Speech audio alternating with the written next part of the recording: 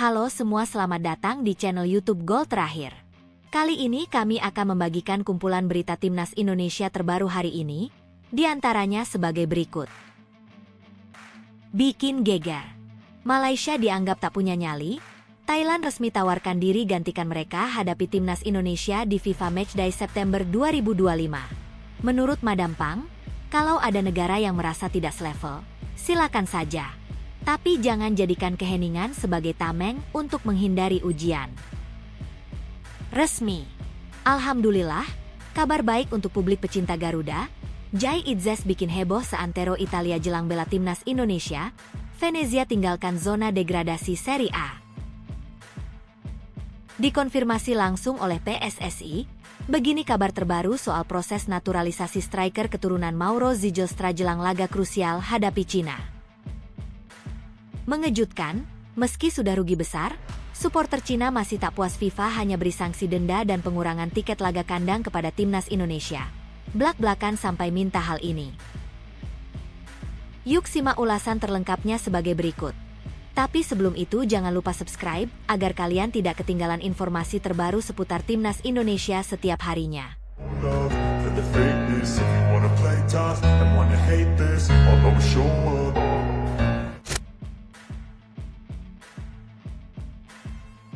Bikin geger. Malaysia dianggap tak punya nyali. Thailand resmi tawarkan diri gantikan mereka hadapi timnas Indonesia di FIFA Matchday September 2025. Menurut Madam Pang, kalau ada negara yang merasa tidak selevel, silakan saja. Tapi jangan jadikan keheningan sebagai tameng untuk menghindari ujian. Langit sepak bola Asia Tenggara kembali bergetar. Bukan karena deru sorak kemenangan atau drama gol menit akhir, tapi oleh satu peristiwa yang tak kalah dahsyat gaungnya. Sebuah undangan terbuka dari Indonesia yang dibiarkan menggantung di udara, tanpa jawaban, tanpa hormat, tanpa kepastian. Ya, Malaysia, rival historis yang konon menyimpan bara dendam sejak zaman kolonial, hingga kini masih memilih diam ketika diajak kembali ke medan laga oleh timnas Indonesia. Sebuah sikap yang menimbulkan lebih banyak tanya daripada jawab. Dan ketika satu negeri memilih diam, negeri lainnya justru maju dengan dada tegak. Thailand, lewat suara nyaring nan elegan dari sang manajer legendaris, Madam Pang, menyatakan kesiapan mereka menjadi pengganti. Semuanya bermula dari keputusan berani PSSI. Di tengah persiapan timnas Garuda yang tengah memburu tiket Piala Dunia 2026, Ketua Umum Erick Thohir secara terbuka mengajukan permintaan duel kepada Malaysia untuk FIFA Matchday September 2025. Namun hingga pertengahan Mei 2025, yang datang dari arah Kuala Lumpur bukan persetujuan, bukan penolakan, bukan bahkan klarifikasi, melainkan senyap. Sebuah kekosongan sikap yang justru lebih gaduh dari teriakan. Malaysia, yang selama bertahun-tahun menggembar-gemborkan dirinya sebagai abang besar ASEAN, kini mendadak lenyap dari medan diplomasi sepak bola. Yang membuat ironi ini makin dalam adalah munculnya kabar bahwa Federasi Sepak Bola Malaysia, FAM, justru tengah menjajaki laga melawan tim-tim yang secara peringkat jauh di bawah Indonesia, mulai dari Laos, Brunei, hingga Timor Leste. Meski belum dikonfirmasi resmi, wacana ini sontak memancing gelombang kritik dan cibiran di media sosial, baik dari publik Indonesia maupun netral ASEAN. Salah satu komentar paling pedas datang dari jurnalis olahraga asal Vietnam. Kalau memang kalian lebih kuat dari Indonesia, kenapa cari lawan yang lebih lemah? Kalian takut dicopot mahkota palsu itu. Publik pun murka, tapi justru netralitas para pengamat luar negerilah yang menjadi tamparan paling telak. Dalam situasi yang penuh keanehan ini, sorotan justru beralih ke negeri Gajah Putih. Thailand, yang sebelumnya sempat menyatakan minat menjadwalkan laga berbeda, kini menyatakan siap maju menggantikan Malaysia. Bukan sekadar formalitas, tapi dengan semangat tinggi dan komitmen penuh. Dan suara itu datang dari sosok yang tak asing, Madam Pang. Wanita yang sudah lama menjadi simbol dedikasi sepak bola Thailand, kembali mencuri perhatian dunia. Dalam sesi konferensi pers terbatas usai forum AFC di Singapura, seorang jurnalis Filipina bertanya tentang kemungkinan Thailand menggantikan Malaysia untuk menghadapi Indonesia. Dengan tatapan tajam namun senyum diplomatis, Madam Pang menjawab lantang. Thailand tidak datang untuk mencuri panggung siapapun. Tapi ketika ada undangan terbuka demi kemajuan sepak bola Asia Tenggara, kami merasa bertanggung jawab untuk hadir. Sebab dalam sepak bola modern, Keberanian menerima tantangan jauh lebih penting daripada sekadar menjaga citra. Sontak ruang konferensi menjadi hening. Tapi tak berhenti di situ. Madam Pang melanjutkan. Kalau ada negara yang merasa tidak selevel, silakan saja. Tapi jangan jadikan keheningan sebagai tameng untuk menghindari ujian. Indonesia saat ini adalah tim yang berkembang sangat cepat. Dan jika mereka membuka pintu, hanya dua pilihan. Masuk atau terus berdiri di luar sambil menyalahkan angin. Pernyataan ini menjadi headline di berbagai media olahraga ASEAN. Tidak ada celaan, tidak ada sindiran vulgar, tapi tiap kata adalah peluru yang mengenai tepat sasaran. Malaysia tak disebut, tapi semua tahu siapa yang dituju. Ia menegaskan bahwa Thailand tidak takut. Bagi mereka, menghadapi Indonesia di depan puluhan ribu supporter fanatik Garuda adalah kehormatan, bukan ancaman. Justru dari pertandingan seperti itulah mental juara dibentuk. Kami akan sangat bangga jika dipercaya menghadapi Indonesia di FIFA Matchday. Bukan karena kami lebih hebat, tapi karena kami ingin berkembang bersama. Kami tidak ingin menghindar dari realita bahwa saat ini Garuda sedang terbang tinggi. Dan satu-satunya cara mengimbanginya adalah dengan ikut terbang, bukan bersembunyi di balik kabut, tegasnya. PSSI pun dikabarkan menyambut positif kesiapan Thailand. Di internal tim pelatih, Patrick Kluivert dan asistennya Alex Pastoor tidak mempermasalahkan siapa lawannya. Malaysia, Thailand, bahkan negara dari luar ASEAN sekalipun. Selama laga tersebut bisa memberikan dampak besar untuk timnas Indonesia. Alex Pastoor bahkan berkata, kami datang bukan untuk membuktikan siapa lebih superior, tapi untuk memastikan bahwa Indonesia tidak hanya siap secara taktik, tapi juga mental. Jika Thailand siap bertarung, kami akan menyiapkan laga terbaik yang akan disaksikan seluruh Asia. Dan di tengah keheningan Malaysia, muncul spanduk-spanduk digital buatan netizen Indonesia dengan tulisan menyengat, beraninya saat Garuda belum tumbuh. Kini kami terbang, kalian malah menghilang. Publik kini menunggu. FIFA Matchday September sudah di depan mata. Jika Malaysia terus membisu, maka sejarah akan mencatat, Indonesia pernah membuka tangan untuk rival lamanya. Namun yang datang menyambut justru tangan sahabat dari seberang Sungai Mekong. Dan kata-kata terakhir Madam Pang di podium AFC itu akan terus terngiang. Sepak bola adalah seni menerima risiko. Dan jika kita ingin Asia naik kelas, kita harus berhenti main aman. Kami siap hadapi Indonesia. Jika Malaysia tak sanggup, Thailand akan berdiri di sana, bukan untuk menggantikan, tapi untuk membuktikan bahwa keberanian tak bisa dibeli oleh ranking. Setujukah kalian jika laga timnas Indonesia versus Thailand menjadi pengganti laga yang sempat direncanakan melawan Malaysia di FIFA Matchday September 2025? Sepertinya ini bisa menjadi ajang yang tak kalah seru, penuh dengan tantangan, dan tentunya memperlihatkan potensi besar kedua tim. Thailand, yang dengan berani siap menghadapi Indonesia, membawa semangat juang yang patut diacungi jempol. Di sisi lain, Indonesia pun semakin matang dan siap menunjukkan taringnya di kancah internasional. Jika Malaysia terus memilih untuk diam, apakah ini saatnya rivalitas baru tercipta di Asia Tenggara? Kita tunggu saja. Resmi. Alhamdulillah, kabar baik untuk publik pecinta Garuda. Jai Itzes bikin heboh seantero Italia jelang bela timnas Indonesia. Venezia tinggalkan zona degradasi Serie A. Kabar baik datang dari daratan Eropa, tepatnya dari kompetisi elit Italia, Serie A, yang menggemparkan pecinta sepak bola nasional. Pemain naturalisasi kebanggaan Indonesia, Jai Itzes, kembali mencuri perhatian dengan aksi gemilangnya bersama Venezia FC. Tepat jelang masa pemanggilan timnas Indonesia untuk babak lanjutan kualifikasi Piala Dunia 2026, Itzes tampil menggila dan berhasil menjadi kunci dalam kemenangan krusial timnya atas Fiorentina, klub legendaris Serie A yang tak bisa dianggap enteng. Dalam laga yang digelar di Stadio Pierluigi Penzo pada Senin malam, 12 Mei 2025 waktu Indonesia, Jai Itzes tampil sebagai starter sekaligus kapten tim Venezia. Dengan armband di lengannya, ia memimpin rekan-rekannya untuk bertarung habis-habisan demi satu tujuan besar, menghindari jurang degradasi. Kondisi Venezia sebelum laga memang berada di ambang bahaya. Mereka duduk di peringkat ke-19, zona merah yang mengancam eksistensi mereka di Serie A musim depan. Namun malam itu, keajaiban tersaji di Tanah Laguna. Dalam pertandingan yang berlangsung penuh tensi dan ketegangan, Venezia sukses membungkam Fiorentina dengan skor 2-1. Gol-gol dari Valicande dan Gaetano Oristanio menjadi penentu kemenangan yang sangat penting bagi klub berjuluk Gli Arancione Verdi ini.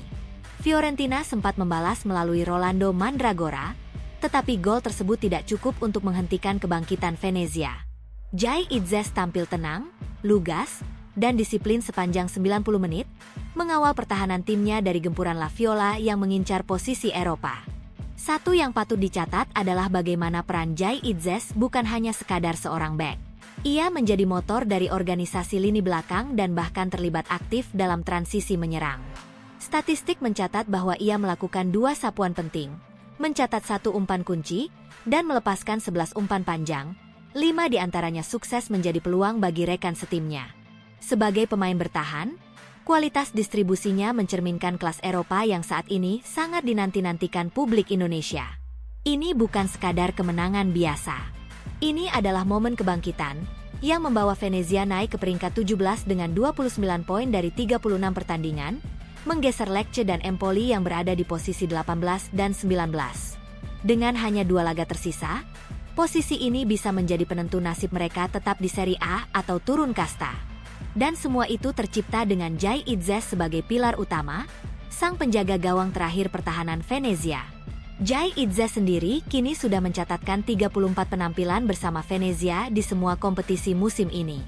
Itu berarti, hampir tidak ada satu pertandingan pun yang dilalui tim ini tanpa kehadiran dirinya di lapangan. Sebuah bukti kepercayaan penuh dari pelatih, manajemen, dan supporter klub. Ia bukan hanya bagian dari tim, melainkan ruh pertahanan mereka. Tak pelak, penampilan cemerlang ini langsung mendapat sorotan dari berbagai media Italia. Bahkan beberapa analis Serie A mulai membahas bagaimana kontribusi Jai Itzes tidak bisa diukur hanya dari angka-angka statistik semata. Ia adalah pemimpin, pembakar semangat, dan fondasi dari perjuangan Venezia yang musim ini mengalami banyak rintangan. Namun, sorotan tak hanya datang dari Italia. Di tanah air, euforia langsung membuncah. Netizen Indonesia ramai-ramai memberikan pujian, ucapan selamat, dan rasa bangga terhadap sang bek yang kini menjadi salah satu simbol kekuatan baru timnas Garuda. Itzes diprediksi akan menjadi sosok sentral dalam laga hidup mati Indonesia kontra Cina pada 5 Juni 2025 mendatang di Stadion Utama Gelora Bung Karno, Jakarta. Pertandingan tersebut akan sangat krusial. Indonesia saat ini bersaing ketat dengan Cina untuk memperebutkan posisi 2 teratas di grup C kualifikasi Piala Dunia 2026. Laga melawan Cina menjadi penentu apakah Garuda bisa melangkah ke babak ketiga, sekaligus memperbesar peluang menuju pentas dunia yang selama ini hanya jadi mimpi. Jai Itzes akan berduet dengan para pemain muda penuh semangat seperti Justin Hubner, Jordi Amat, atau Elkan Bagot untuk membangun tembok pertahanan Garuda yang kokoh. Dan 5 hari setelahnya, ujian lebih berat menanti. Indonesia akan bertandang ke markas Jepang, salah satu raksasa Asia, yang dihuni oleh pemain-pemain kelas dunia. Dalam laga ini, pengalaman bermain Jai Itzes melawan striker top Italia bersama Venezia akan menjadi sangat berharga. Mental bertarungnya akan diuji, keberanian serta keteguhan hatinya dalam menjaga kehormatan merah putih akan disorot. Jai Itzes bukan lagi sekadar pemain naturalisasi. Ia adalah simbol tekad baru Indonesia untuk menapaki jalan menuju Piala Dunia. Dari Venice hingga Jakarta, dari Stadio Penzo hingga Gelora Bung Karno, namanya kini menggaung, membawa harapan sekaligus tanggung jawab besar. Sejauh ini, dia sudah menjawabnya dengan performa, dengan kepemimpinan, dan dengan kemenangan. Alhamdulillah, kabar baik ini menjadi pelecut semangat seluruh rakyat Indonesia, bahwa Garuda kini benar-benar punya tulang punggung di jantung pertahanan. Bahwa dari negeri seberang, seorang anak bangsa telah menempa dirinya di barak kompetisi Eropa, dan kini siap pulang membawa nyala kemenangan. Dan kini pertanyaannya, siapkah kalian menyambut Jai Itzes kembali ke pelukan merah putih? Siapkah kalian menyaksikan dia berdiri tegak di garis belakang, menjaga kehormatan Garuda dari serangan musuh? Karena pada 5 Juni nanti, sejarah baru bisa saja ditulis. Dan Jai Itzes akan menjadi bagian penting dari kisah itu. Dikonfirmasi langsung oleh PSSI, begini kabar terbaru soal proses naturalisasi striker keturunan Mauro Zijlstra jelang laga krusial hadapi Cina. Setelah lama menjadi tanda tanya, PSSI akhirnya buka suara soal nasib proses naturalisasi calon penyerang timnas Indonesia, Mauro Zijlstra. Nama Mauro Zijlstra sebenarnya sudah cukup lama masuk dalam radar pemain keturunan yang diproyeksikan untuk memperkuat skuad Garuda. Performanya di Belanda cukup mengesankan.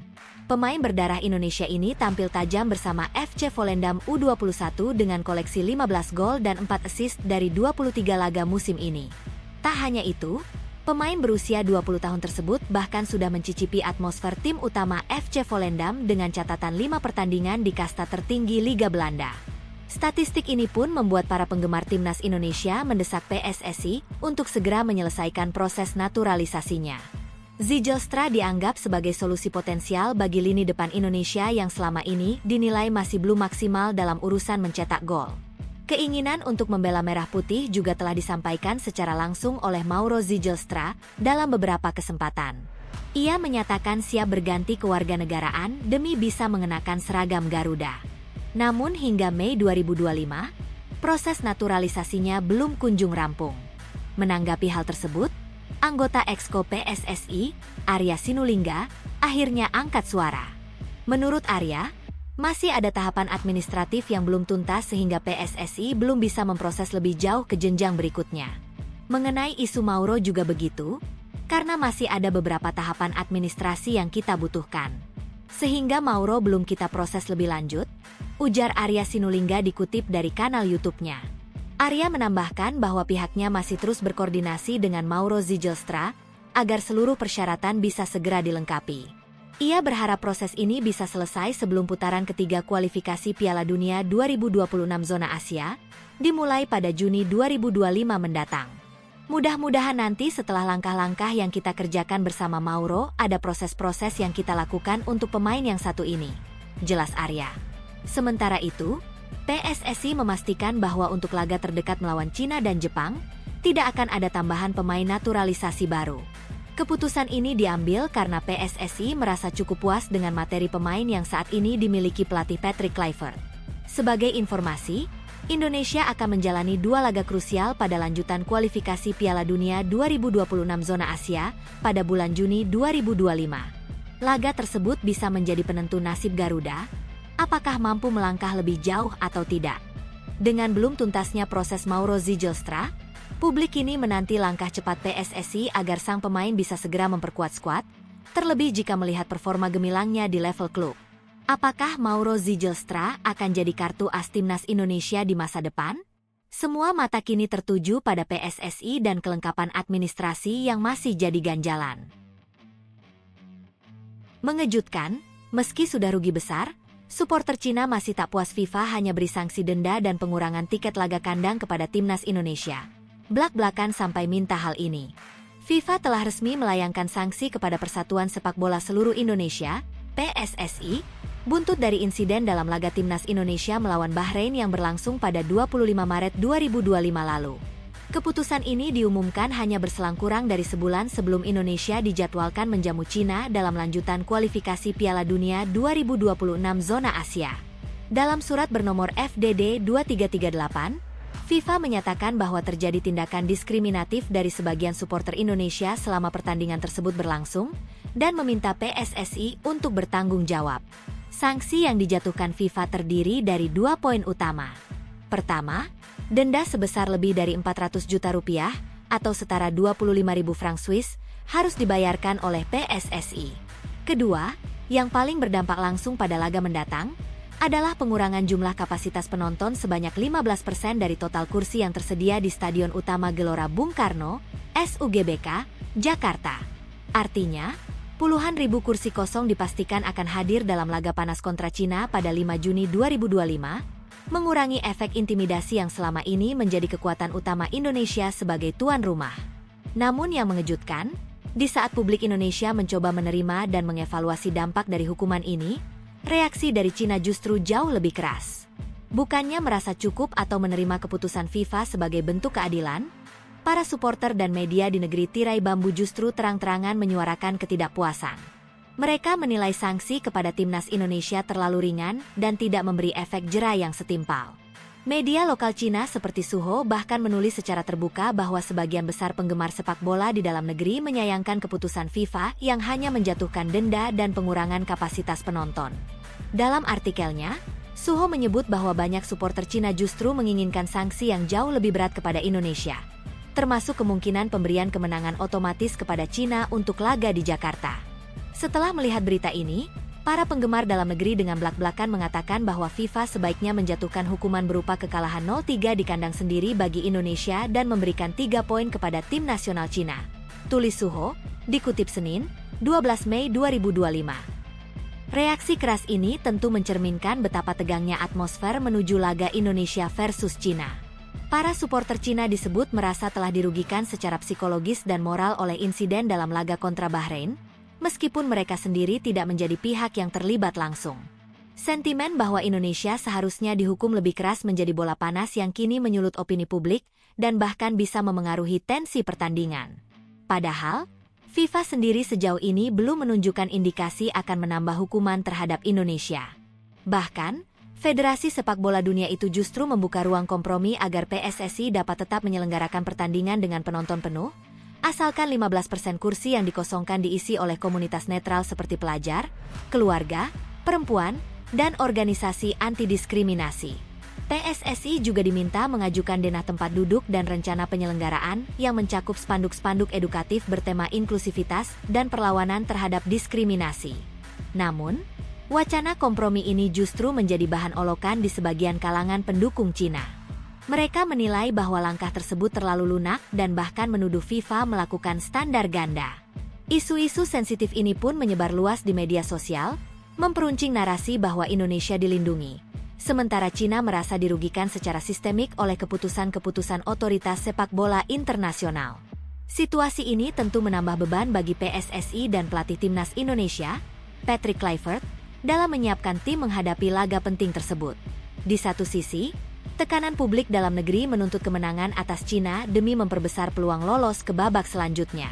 Di sisi lain, atmosfer laga kini telah bergeser jauh dari sekadar pertarungan taktik di lapangan menjadi ajang unjuk integritas nasional dan kesiapan menghadapi krisis reputasi di mata dunia. Pertanyaannya kini, apakah tekanan luar akan mampu meruntuhkan fokus dan semangat Garuda? Atau justru menjelma menjadi motivasi ekstra untuk membuktikan bahwa timnas Indonesia bisa bangkit di tengah badai? Yang pasti, respons berlebihan dari media dan publik Cina telah menambah dimensi baru pada laga ini. Pertandingan yang awalnya hanya dianggap krusial karena menyangkut 3 poin, kini berubah menjadi simbol pertarungan harga diri dan reputasi dua bangsa. Dan di tengah riuh kritik, kecaman, dan harapan tinggi, semua mata kini tertuju pada 5 Juni 2025. Disinilah semua tudingan, provokasi, dan ekspektasi akan diuji di atas rumput hijau Gelora Bung Karno, saksi bisu yang tak pernah lelah menyambut segala drama, dari tepuk tangan kemenangan hingga tangis kekalahan yang sunyi. Apakah Garuda mampu terbang lebih tinggi dari tekanan? Atau akan tumbang di hadapan badai desakan dari luar negeri? Satu hal yang pasti, pertarungan sesungguhnya baru saja dimulai. Rizky Ridho bakal pecahkan rekor di Persib jika resmi gabung. Bek timnas Indonesia bisa lampaui 2x Liga Belanda. Andai Rizky Ridho resmi bergabung dengan Persib Bandung, bintang timnas Indonesia tersebut bakal pecahkan rekor di klub kampiun Liga 1 itu. Dalam beberapa waktu terakhir, nama Rizky Ridho memang tengah jadi sorotan para netizen terutama penggemar Persib Bandung. Pasalnya, bek kelahiran Surabaya tersebut dirumorkan bakal hengkang ke Persib Bandung pada bursa transfer mendatang. Rumor ini sendiri muncul ketika Rizky Ridho turut mengomentari kembalinya salah satu pemain Persib, Dimas Drajat, ke lapangan usai pulih dari cedera.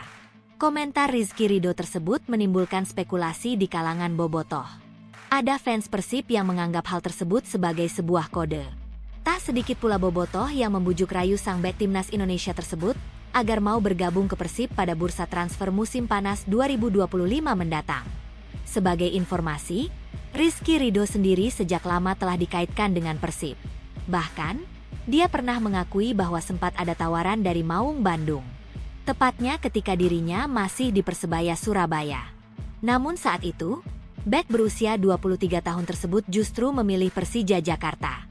Peran Rizky Ridho sendiri di Persib tentu sangat dibutuhkan. Terlebih, Bek asing Nick Kuipers kontraknya akan segera berakhir akhir musim ini. Meski belum ada pernyataan resmi dari pihak klub. Namun Rizky Ridho berpotensi cetak rekor jika benar-benar memutuskan hengkang ke Persib. Rekor tersebut adalah pemain dengan harga pasar termahal di skuad Persib. Dilansir dari data Transfermarkt, diketahui bahwa Rizky Ridho memiliki market value sebesar 500.000 euro atau setara dengan 8,69 miliar rupiah. Angka tersebut membuat Rizky Ridho berada di urutan teratas sebagai pemain lokal dengan harga pasar termahal di Liga 1 musim ini. Bek jebolan Akademi Persesa tersebut unggul jauh dari Mark Klok sebagai pemain Indonesia termahal kedua di Liga 1 dengan harga pasar mencapai 6,95 miliar rupiah. Jika Rizky Ridho resmi gabung Persib, maka dirinya akan pecahkan rekor sebagai pemain dengan harga pasar termahal di skuad Maung Bandung. Masih dari Transfermarkt, saat ini status pemain dengan market value termahal Persib dipegang Mark Klok.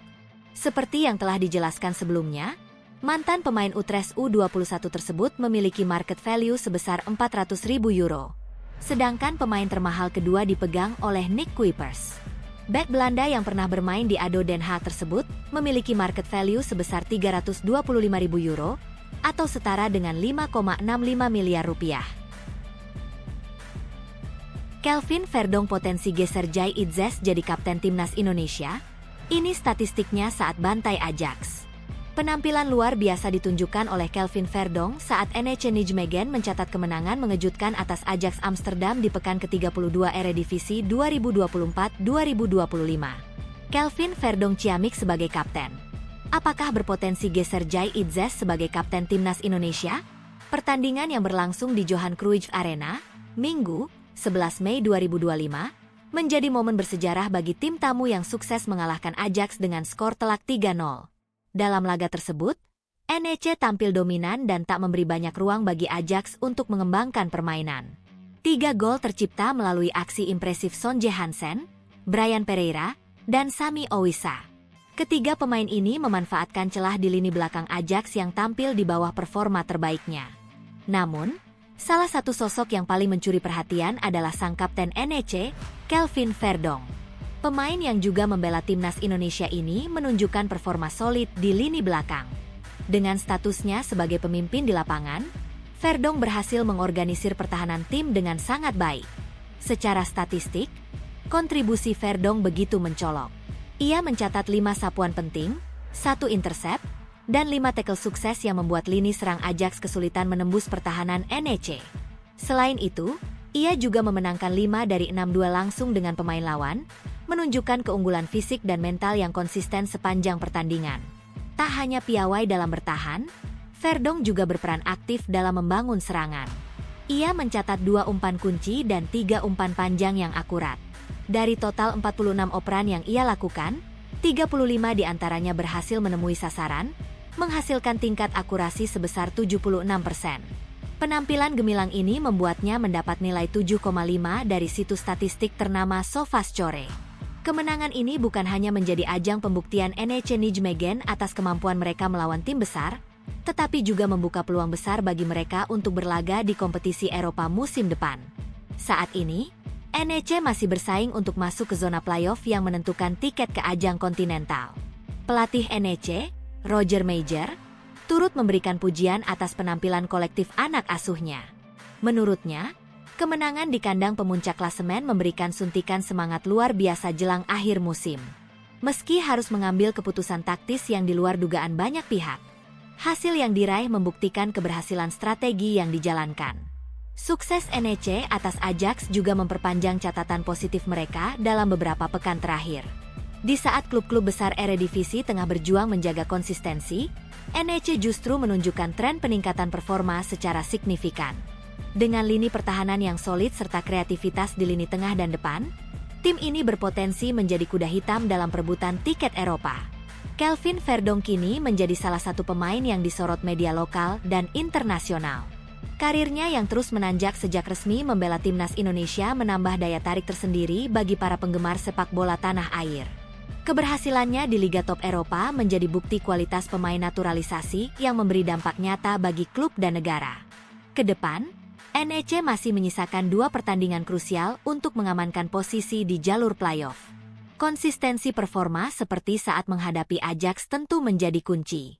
Jika mereka mampu menjaga momentum ini, bukan mustahil musim depan NEC akan berlaga di ajang sekelas UEFA Conference League. Keberhasilan mengalahkan Ajax dengan skor besar di kandangnya sendiri bukanlah hal biasa. Terlebih, kemenangan tersebut juga diwarnai dengan permainan disiplin dan strategi jitu yang berjalan sempurna. Dalam sejarah pertemuan kedua tim, skor 3-0 di Amsterdam menjadi salah satu kemenangan paling meyakinkan bagi NEC dalam satu dekade terakhir. Dalam sejarah pertemuan kedua tim, skor 3-0 di Amsterdam menjadi salah satu kemenangan paling meyakinkan bagi NEC dalam satu dekade terakhir. Dengan bekal kepercayaan diri yang meningkat dan kepemimpinan Verdong di lapangan, NEC Nijmegen layak diperhitungkan sebagai tim yang tak hanya datang meramaikan, tetapi siap bersaing di level yang lebih tinggi musim depan.